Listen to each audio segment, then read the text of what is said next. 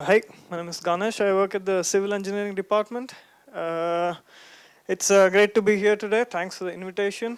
So this is an exciting event for me because usually when I'm presenting the project, I have to go into the technical details of what it is we're doing, how we do the tests in the lab and so on.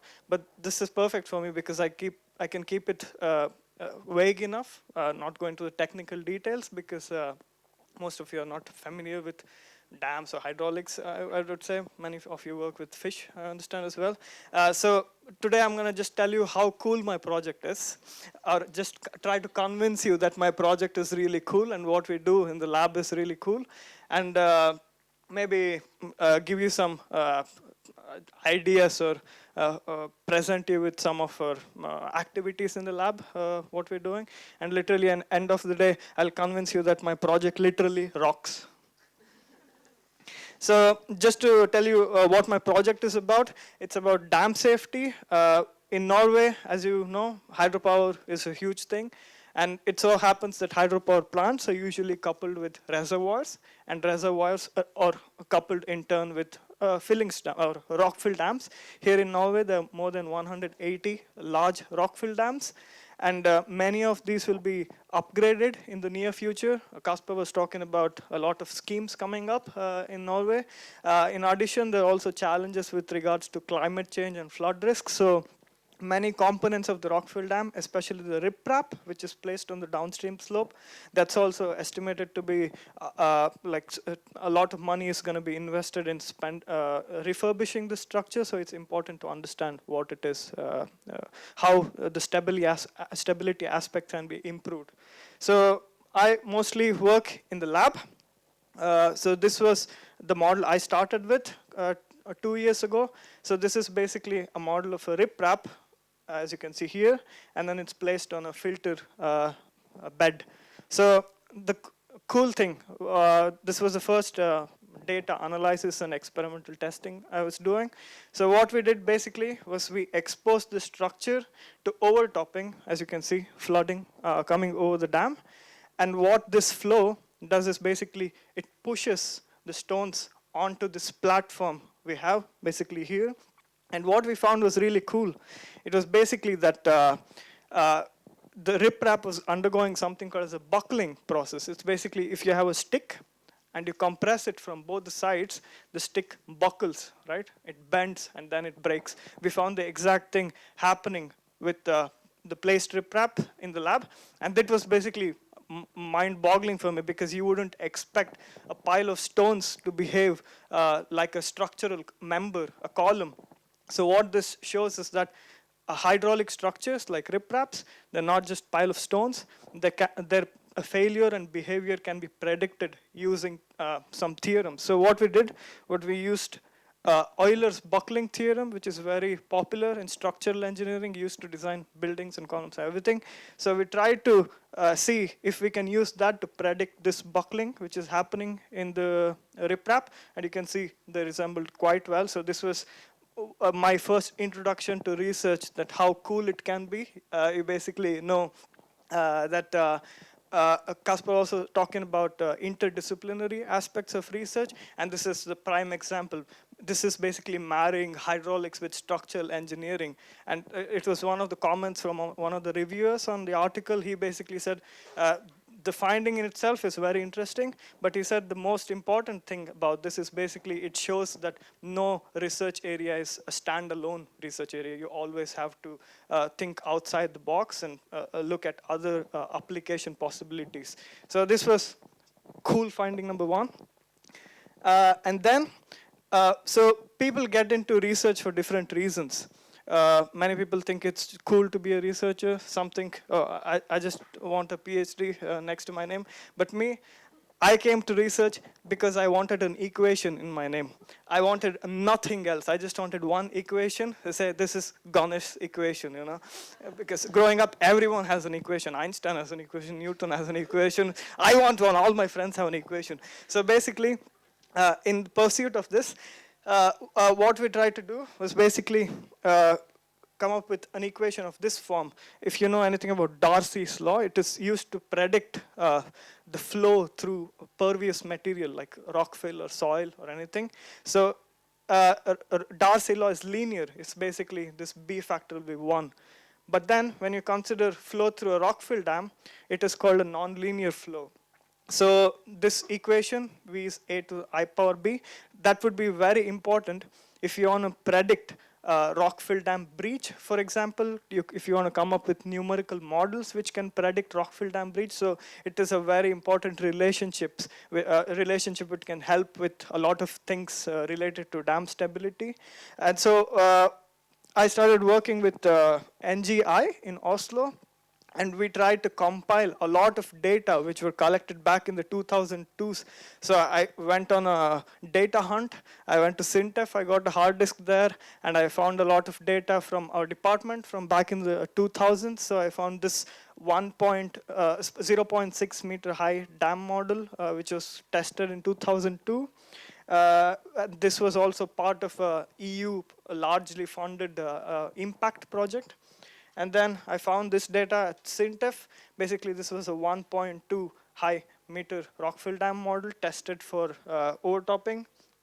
And then the biggest one, this is a 6 meter high rockfill dam, which was built in Rusvatn in Norway back in 2004. And they basically, again, tested this for through flow. Basically, it was to understand the stability of rockfill dams under these extreme conditions. So much of the data was used in different ways. So it's about perspective, isn't it? If you look at the data from different perspectives, you can generate different results. So I just wanted to get an equation. So I subjected all the data we got this to statistical analysis. And we basically tried to calibrate that equation in a general form. And we got this equation. This was basically one of the proudest moments for me. So this describes the velocity, the relationship between the velocity and the gradient inside the dam. And this can be used in any numerical model per se. All the equations available now, until now, they were from the 1930s and the 1950s. And all were derived from using permeameters. Permeameter is basically a cylinder. You put some rockfill in, you pump water, and you measure the pipe head loss. So this was the first time this equation came up out of actual rockfill dams. So this was cool finding number 2. And then I told you about the buckling, which we found in the ripraps. We just wanted to see how the ripraps are actually built out in the field. And also we wanted to look at how these internal dam toe structures are built. So for me, as a budding scientist, it's important to understand how these structures look out in the field. They're basically mountains we're building. So I just went on a field survey with a master student to look at many different dams. So we went to 9 different dams. And we measured a lot of stone properties like size and placement, inclination, how the stones are placed. And especially we wanted to check about the construction of the toe structure. And then you might wonder why 9, why not 10 dams? I had planned for 10, but there were severe weather conditions at the 10th dam that they told me that there were going to be wind speeds of up to 35, 40 meters per second. And I checked with the equation with my weight, what would be the speed required to blow me away. It was 32.3, so I just thought maybe not. So we went looking at toe structures of different ripraps, and you can see there's no toe support at any of the riprap. The riprap stones are basically lying on flat rock or some earth cover, and some of the ripraps were also found to be submerged. And there were some short concrete walls here placed at one of the dams, but it was actually a leakage station. So in general, we found that none of the ripraps in any of the dams we visited had any kind of toe support. But all the tests we had been doing in the lab, we were doing that with toe support. So we thought we should make it realistic. So what we did was we modified the lab setup to include or exclude a toe support so that the riprap is basically lying freely on the platform here. And then we did the same experiment as I showed you before, and basically we found exactly opposite of what we found previously. There was no more buckling. The riprap just slides down. at a much lower failure discharge as well. So the toe support condition for riprap has a significant impact on stability. And this is how I look at research. It's basically like a puzzle. I don't know how many of you like solving puzzles. I hate it, but you have to play this game. So you find one piece at a time and you try to fill that piece, and then you go on a field trip and you say, oh, this is not, we've not been doing this, right? We need to add that piece into the puzzle. So you basically, over your PhD or a couple of more years, then you get some concrete findings. So next, coming to that, the whole piece of the puzzle. So here you can see we just had the riprap and the filter, but all the internal layers of the dams, they were missing. So again, to make it more realistic, get more close to the reality, we added in the other layers of the dam, like a shoulder, and we had a steel core to simulate no through flow or leakage from the core. And we basically, again, are currently analyzing the data. This was basically my entire summer testing these structures in the lab.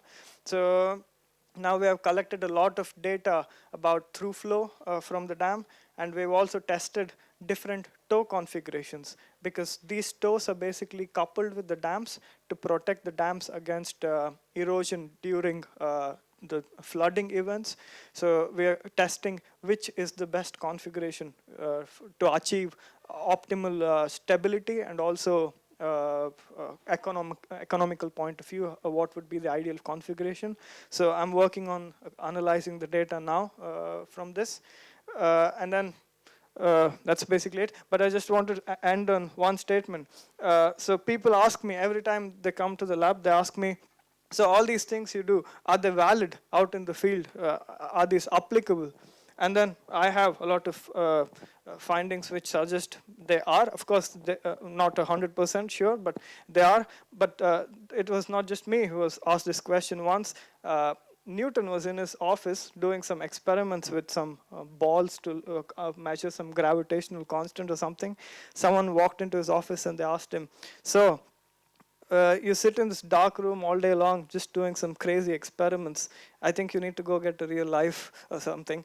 And then he basically tried to explain to this person that basically the physical laws which I'm trying to uncover in this dark, cold place here, they're the same governing motion of celestial bodies out in space.